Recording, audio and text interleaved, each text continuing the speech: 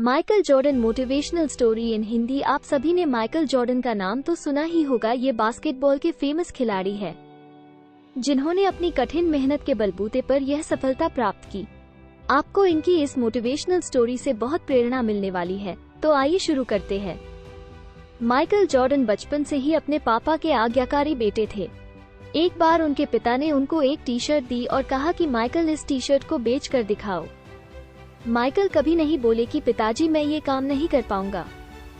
Michael गए और उस टी शर्ट को $1 में बेच कर आए। उनके पिता ने उनको शाबाशी दी और अगली बार फिर कहा माइकल जाओ और अब की बार इसे $2 में बेच कर दिखाओ। माइकल गए और धूप में परेशान होते रहे, लेकिन टी शर्ट नहीं बिकी। माइकल ने दिमाग लगाया और टी शर्ट पर मिकी माउस का फोटो प्रिंट किया और एक अच्छे स्कूल के बाहर खड़े हो गए जहां अमीरों के बच्चे पढ़ते थे। तभी एक बच्चे को वो टी शर्ट पसंद आ गई और उसके माता पिता ने उस बच्चे को वो टी शर्ट दिला दी। इसके बदले माइकल को $20 मिले। माइकल घर आए और पिता को $20 थमा दिए। पिता ने उनको शाबाशी दी।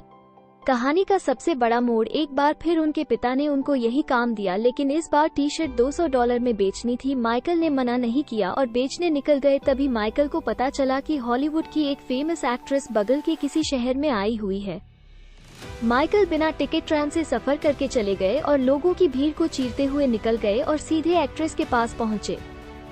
सिक्योरिटी गार्ड ने उनको रोकने की कोशिश की, लेकिन वो वहां पहुंच चुके थे। माइकल के मासूम चेहरे को देखकर एक्ट्रेस ने उनको ऑटोग्राफ दे दिया। माइकल वापस आए और चौराहे पर आके टी शर्ट को बेचने लगे। कुछ ही देर में वहां लोगों की भीड़ जमा हो गई।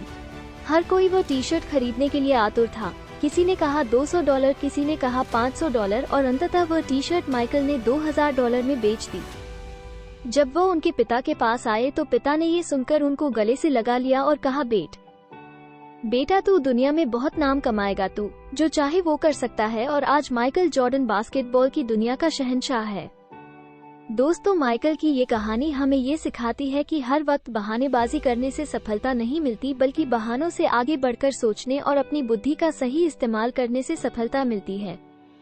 मुझे उम्मीद है आपको भी यह मोटिवेशनल स्टोरी अच्छी लगी होगी। इस मोटिवेशनल स्टोरी को पढ़ने के लिए दिल से आपका शुक्रिया।